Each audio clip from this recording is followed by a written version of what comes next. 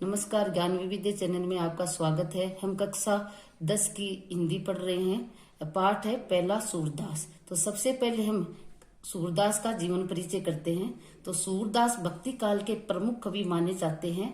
इनका जन्म विक्रम संवत 1540 में आगरा और मथुरा के बीच रुनुकता गांव में हुआ। ये जो सूरदास थे ये सगुण उपासक कृष्ण भक्त थे तथा आचार्य वल्लभ ने इन्हें अपने संप्रदाय में दीक्षित किया था। इनका निधन विक्रम संवत 1620 में पारसोली नामक स्थान पर हुआ था। सूरदास की भक्ति और सख्य भाव की मानी जाती है। अब है सूरदास की रचनाएं कौन कौन सी है। तो इनकी प्रमुख रचनाएं 3 है। सबसे पहले सुरसागर, साहित्य लहरी और सूरसा रावली, ये हो गई इनकी प्रमुख रचनाएं। और सूरदास ने जो अपने पद लिखे हैं वो उनकी भाषा है ब्रज भाषा और पद है गे पद है। अब है पाठ परिचय। पाठ में 4 पद है, जिसमें पहले पद में श्री कृष्ण किशोरी राधा से पूछकर कहा कि तुम कभी ब्रज में दिखाई नहीं पड़ती हो।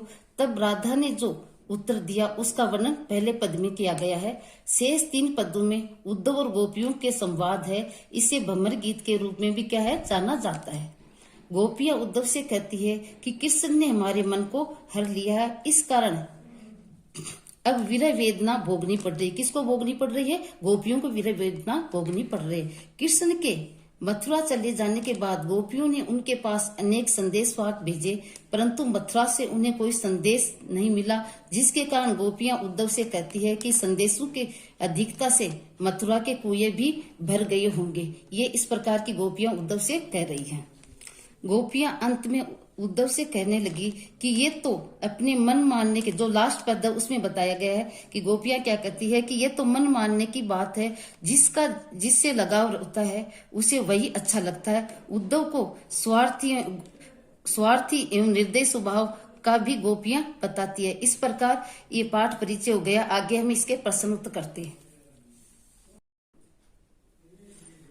तो प्रश्न उत्तर इस प्रकार से हैं। प्रश्न नंबर पे ये छोटे छोटे प्रश्न है, एक एक लाइन के ही है, पाठ के बीच में से दिए गए हैं। तो सबसे पहला प्रश्न है, नागर नवल किशोर विशेषण किसके लिए आया है? प्रश्न नंबर पहला है, नागर नवल किशोर विशेषण किसके लिए आया है? तो इसका उत्तर होगा नागर नवल किशोर विशेषण श्री कृष्ण के लिए आया है। प्रश्न नंबर दूसरा है, दूत मिल्यो एक भोर से क्या आशय है? तो इसका उत्तर होगा दूत मिलो एक भोर से आशय उद्धव से है, क्योंकि गोपियों और उद्धव के बीच में ही आपस में संवाद चल रहा था। प्रश्न नंबर तीसरा है, कृष्ण गौरी संबोधन किसके लिए कर रहे हैं? तो इसका उत्तर होगा कृष्ण गौरी संबोधन राधा के लिए कर रहे हैं। प्रश्न नंबर चौथा है, गोपियों को भ्रमर के रूप में कौन सा दूत मिला? तो इसका उत्तर होगा गोपियों को भ्रमर के रूप में उद्धव दूत मिला था। प्रश्न नंबर तीसरा है, श्याम ने किसको सिखाकर वश में कर लिया था? तो इसका उत्तर है श्याम ने सभी पथिकों का अर्थ होता है राहगीरों को सिखाकर अपने वश में कर लिया था। प्रश्न नंबर 6 है, सूरदास की भक्ति किस प्रकार की मानी जाती है? क्योंकि पहले हम क्लास में थे तो बहुत ये सब आपके बता दिया था कि सूरदास की भक्ति किस प्रकार की मानी जाती है। तो इसका उत्तर होगा सूरदास की भक्ति सख्य भाव की मानी जाती है। अगला प्रश्न है, सूरदास किस आचार्य में दीक्षित हुए थे? इसका उत्तर होगा सूरदास आचार्य वल्लभ से दीक्षित हुए थे, जो इनके गुरु थे। किसके? सूरदास के गुरु थे। प्रश्न नंबर 8 है, 8वां प्रश्न है, सूरदास की रचनाओं के नाम लिखिए। तो सूरदास की उपलब्ध रचनाएं 3 है, जो इस प्रकार है। पहला है सुरसागर, दूसरा सूरसा रावली और तीसरा साहित्य लहरी।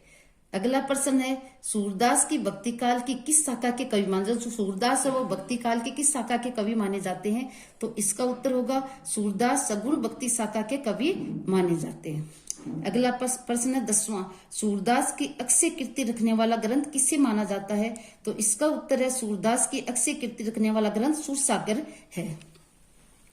प्रश्न नंबर 11वां है, मधुकर श्याम हमारे चोर, इसमें मधुकर किससे और क्यों कहा गया?